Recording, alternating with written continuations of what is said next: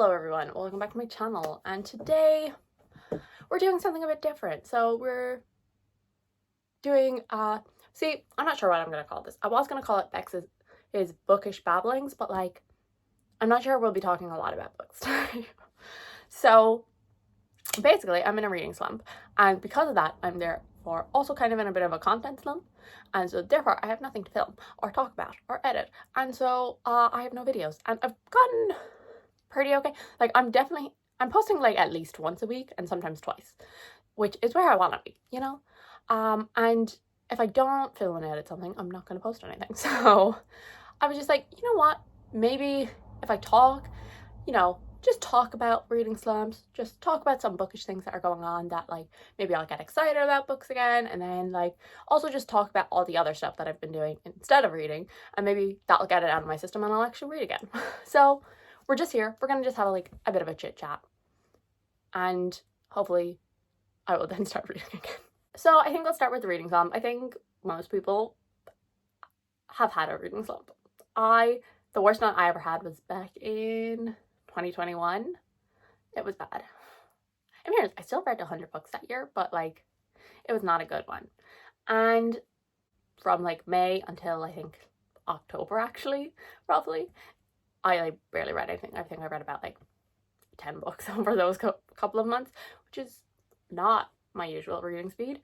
So this one is not as bad yet, and it's not going to get that bad because, as I said, we're gonna get it all out, and then I'm gonna be able to read again. Which, in fairness, I am reading. It's just I'm doing other things more than reading. So my reading slump started because I went on holidays. I went to Paris. In one of the reading vlogs, I tell you about everything I did because like it would be a great time to talk about it. But I already actually did that in a vlog that you may never see if I don't read the damn books.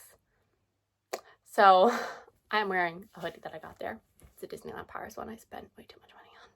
Unlike everyone else on the planet who seems to read more when they're on holidays, I read actually nothing. Like literally not even a single page. Even on the plane. I could have. Instead I listened to music. So, whoops. And then over there, in fairness, like I was so busy, and then by the time I came back in the evening, all I did was watch YouTube. Like, I was like, I have like an hour before I'm going to sleep. I'm gonna just watch YouTube instead of reading. So I did. And then I came back, and I was working, and then like I was recovering because I was still tired from the holiday, and I was like, I don't want to read today. And in fairness, I did actually then read an entire book in like one day. I read Paladin's Grace by T. Kingfisher. I read that in a day. I read it on the last day of April. And then I went back to like not reading. It is currently the 8th of May, and I have read 0 books so far this month. I read a couple of 100 pages, but 0 actual books. Whoops.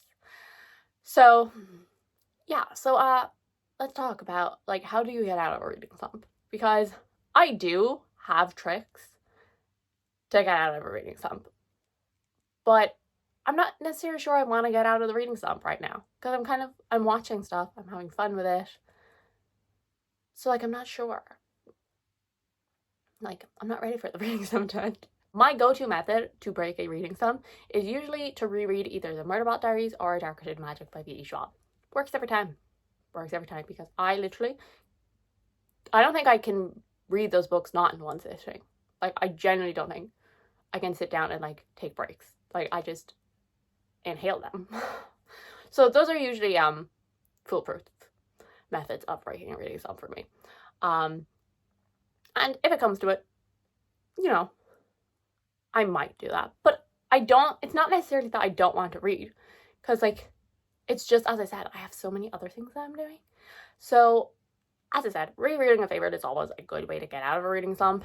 And then also, here's the thing, sometimes you just gotta let the slump. Like, because if you push yourself back into it and you're not going to want to, then you're going to make yourself into an even bigger reading slump.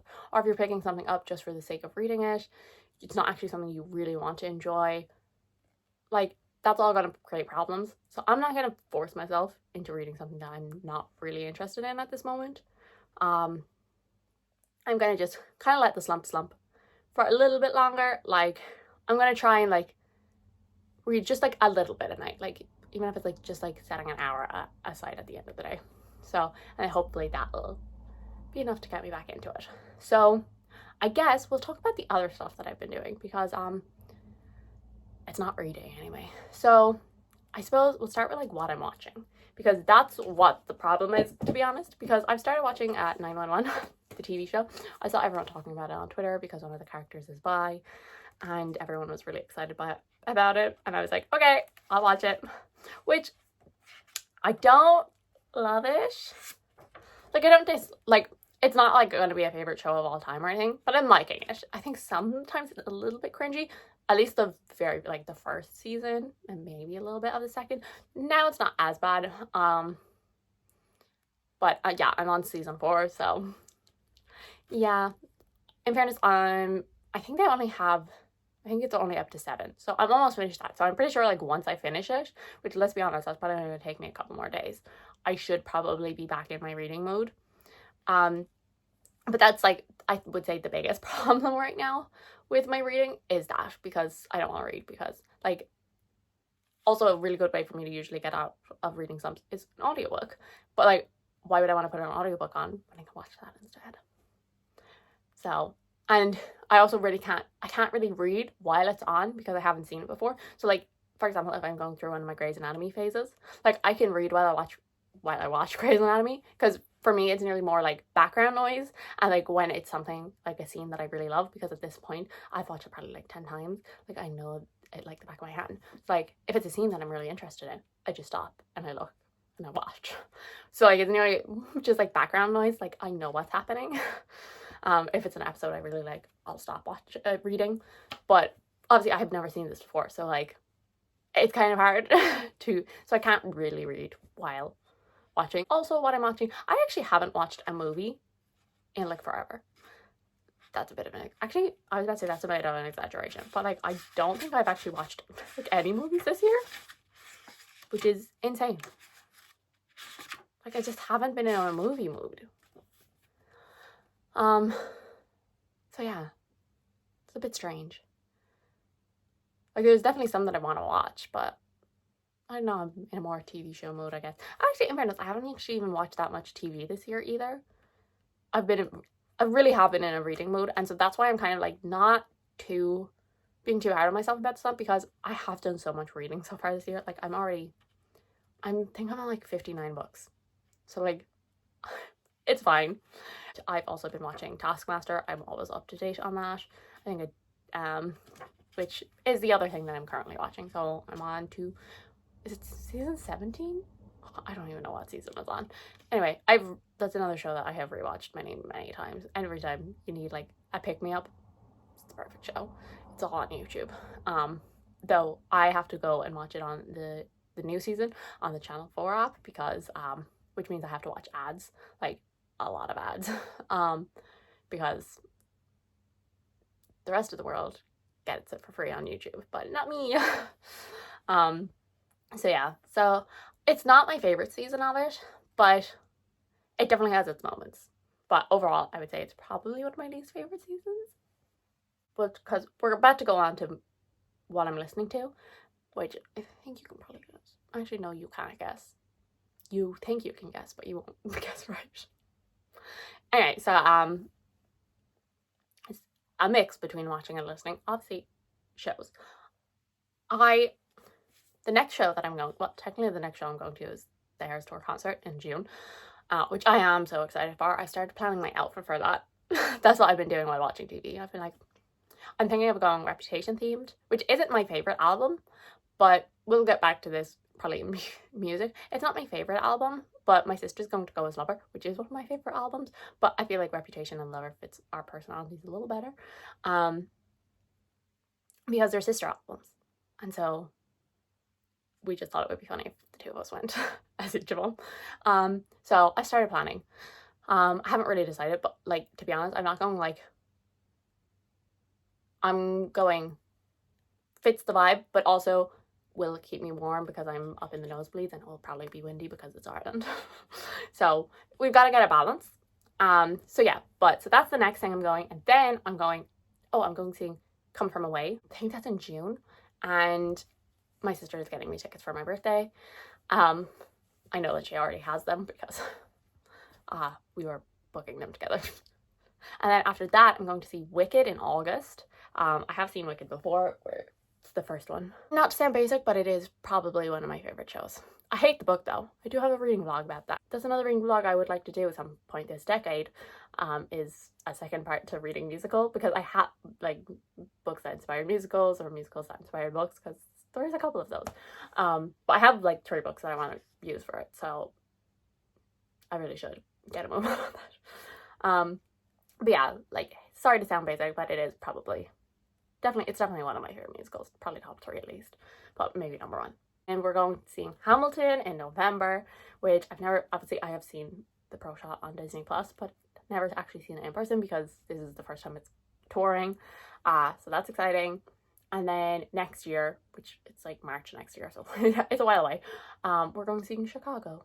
So those are the ones for now that we're going seeing. Easing from the musicals into the music, what have I been listening to? And you're probably guessing, we all know, it's the Tortured Poets Department. And you'd be wrong, I'm listening to Midnights.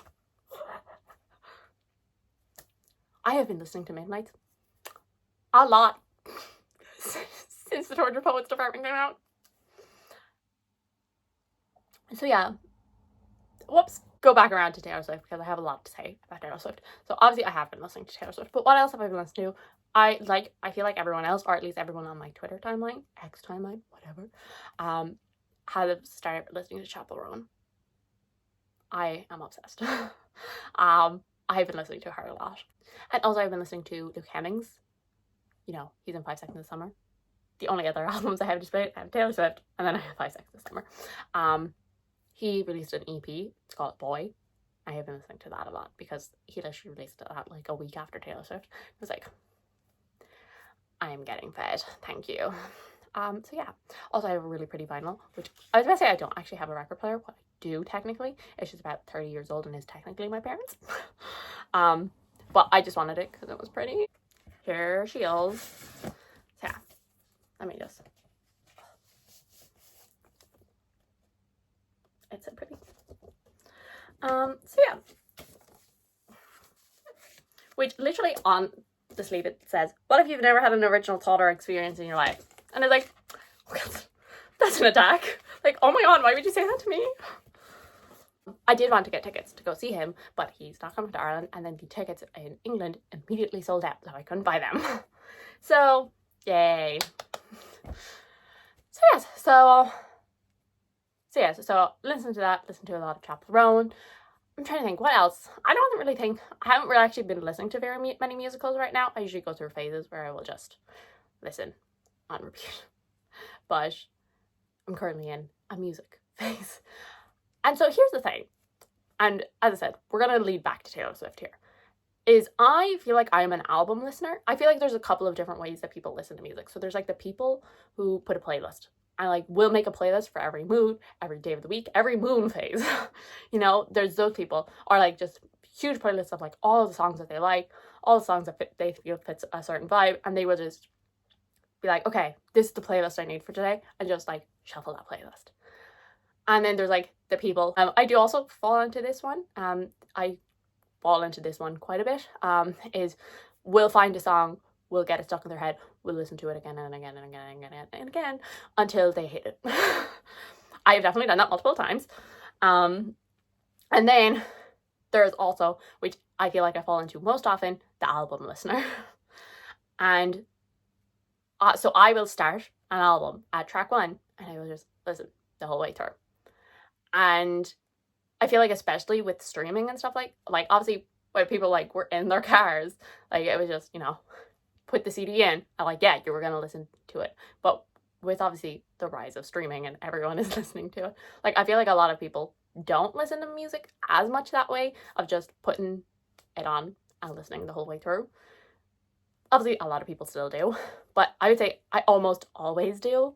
Like I do definitely occasionally like just shuffle a playlist, but like most of the time I will like shuffle a playlist and like, or I will go onto my playlist that is just like every song ever that I have ever liked even slightly, and just like scroll through and be like, yes, I want that song, and then go and find the album. So like I am very much an album listener. I'm not sure if that's why the Tortured Poets Department isn't working for me, because it feels too long. And I listen to like the original tracks, and then by the time I get to the anthology, I'm like kind of burnt out and I want to start a different album. And then because like I still consider it one album, so I know people consider it two, I don't want to start in the middle of the album, and so I go back to the start, and then by the time I get to the end of the original album, I'm again burnt out. And so I have barely actually listened to the anthology. I really need to, because like I do love a lot of the songs on it. And yeah, I just as I said, but like the thing is, because originally I was like, I think it's just too long for me as someone who listens to an album the whole way through. Same with like Red, Taylor's version. Like, I love Red. It'll always have a very special place in my heart, because Red was back in like what, 2013? 2013. Was that when it came out, or was it 2012? Anyway, that was We're Never Getting Back Together was the song that basically made me a Swiftie. Like, I remember that music video. I watched it about 100 times on repeat. It's not really my favorite album to listen the whole way through, because again, it's really long. And so I thought maybe that's it. Maybe it's just like that really is the reason why. And then I realized, no, some of my favorite Taylor Swift albums are really long. Like, my top three: 1999, Lover, Fearless. Fearless Taylor's version is an hour and 45 minutes. That is a long album. That's only like 17 minutes shorter than the Tortured Poets Department. And yet I would happily listen to that the whole way through. And like, I'm just saying, if like so many people seem to have really connected to the Tortured Poets Department as like their favorite album ever, not just favorite Taylor Swift. And like, good for you. Like, genuinely, I am really happy, but I don't know. It's just not connecting to me. It's just, yeah. Like, as I said, there is definitely songs. I like it. I like all of Taylor's albums. That's the thing. It's like, even if I'm like, yeah, it's like one of my least favorites, that still doesn't mean I don't like it. Like, I do like it. I have in general enjoyed it. Some songs I do like more than others. Also, I will say, because if anyone says anything about Fearless being one of my favorites, don't. Because like, Fearless gets paid dirt by some Swifties. Like, I'm sorry. Fearless, like, you're gonna try. So many of them are out here trying to call Fearless like her worst album. I'm like, no. Especially on, as I said, I do love Reputation. I'm planning to dress as Reputation. But a lot of the Reputation girlies I see being like, Fearless is like her worst album. I'm like, which one has an album of the year? I will say also about me like not liking, because I do like Tortured Poets Department. It will definitely grow on me, like Midnight is currently doing, because I did originally be like, yeah, Midnight is one of my least favorite. And now I'm like, yeah, I'm starting to really like Midnight. And that has been the way it has gone since I started. Listening to Taylor Swift. I remember, because Red, loved it, obsessed, whatever. And like, I will say, I was like a casual fan, I would say, before Red. Red was like where I actually became a Swiftie, started listening to like all of the songs and all of that. Whereas like, I was like a casual fan. Like, I knew all of like her singles. Like, I had watched probably most of her music videos. Like, as I said, like Love Story, Fearless, You Belong With Me, like Mean, Back to December. Like, I knew all those. But like, I wouldn't have known, like, you know, I'm trying to think of something really obscure, but I'm like, I don't know, panic. But I wouldn't have known like other kind of like just random album tracks. It was like mostly the singles, and then like Red was when I actually like started listening to all of her songs. But ever since then, like, I listened to Red. 1989 came out, which, as I said, is my favorite album from her. And I literally, like, I hated it. I actually hated it at first. Like, I was like, what is this? I don't want this. I want Red. And then I ended up loving 1989, still love 1989, and then Reputation happened. And I was like, what is this? I hate this. Where is 1989? And that just continues to happen every single time, which I try not to say out loud, because I'm like, the Swifties will come for me and be like, you're such a bad Swiftie. But it's also, at least at this point, I actually know that I will always take a while to warm up to her albums. So like, I'm not super stressed about the fact that like I don't love the Tortured Poets Department, because I'm like, I know for a fact it will grow on me. So yes, and you know, the one exception to my immediately hating everything on first listen was actually Midnight. And not as in the whole album, as in I started that album, I pressed play on Lavender Haze, and I immediately fell in love. And I did like one of those like things where you like battle between all of the Taylor Swift songs for it to show your absolute favorite song. And my favorite one, according to that, is Lavender Haze. My absolute favorite. And you know what? Yeah, I think that's probably right. At least at this very moment. It could change, but I definitely like one of her top songs for me forever. And I fell in love with that song from first listen, and I was so excited listening to Midnights the first time because I fell in love with that song immediately. And then Maroon started, and I was like, oh no. Because I did not like Maroon on first listen. Again, it's a song that has grown on me over time, but the rest of it, like, there was a couple I was like, I like this, but but just thinking about it, I was like, because I was so excited by Lavender Haze, and then but as I said, that album is growing on me actually currently. I've listened to it so much the past month, I think. I'll just put like the top 28 because I didn't screenshot everything. I just screenshotted what fit in the first 28. So it goes: number 1, Lavender Haze; 2, Cornelia Street; 3, Afterglow; 4, Now That We Don't Talk; 5, You're Losing Me; 6, Epiphany; 7, Daylight; 8, The Last Time; 9, New Romantics; 10, You're On Your Own Kid; 11, I Almost Do; 12, Sparks Fly; 13, Electric Touch; 14, Clean; 15, Haunted; 16, Dress; 17, All the Girls You Loved Before; 18, Tell Me Why. That is probably like the most underrated song maybe on this. Like, it just got like, and that's actually a recent addition to like my favorite Taylor Swift songs. It's from Fearless. It's just so catchy. 19, It's Different; 20, Evermore; 21, Long Live; 22, Love Story; 23, The Best Day; 24, Come Back, Be Here; 25, Last Kiss; 26, Forever and Always; 27, Fearless; 28, I Wish You Would. And I think 29 is our song, but I can't really see. But yeah. So in case you were curious about my top 28, which I would say like probably all of those are like solid, like at least the top 20 anyway, I'd say are all like solidly top 20 songs. And then like, but like the order definitely like moves around from like day to day. I suppose we'll end this out by talking a bit more bookish stuff. I have been trying to cut down my physical TBR, and I have been failing miserably at it. And what makes it worse is my birthday is in May, and I have asked for 7 books. Also books that I'm getting, like just in general, like I'm still have a couple of special editions to come. Do I? I'm so bad at keeping on top. So like I know sometime this summer I think I should be getting the Witchwood Not special edition. Oh, go right beside my Spawn Miracles one. There's a Vicious 10th anniversary edition recently. They just went on sale a little while ago. The sequels to The Bear and the Nightingale, so The Girl in the Tower and The Winter of the Witch. I have the Bear and the Nightingale edition, so I'm excited that they're finally doing matching editions of those. Then I feel like there's another one that I'm forgetting about. Also soon there's going to be a Lumicrate editions of The Savage Song and Our Dark Duet, which I love the covers. I'm so excited for these. But also like I'm running out of space for my Schwab collection, guys. It's bad. It's getting bad.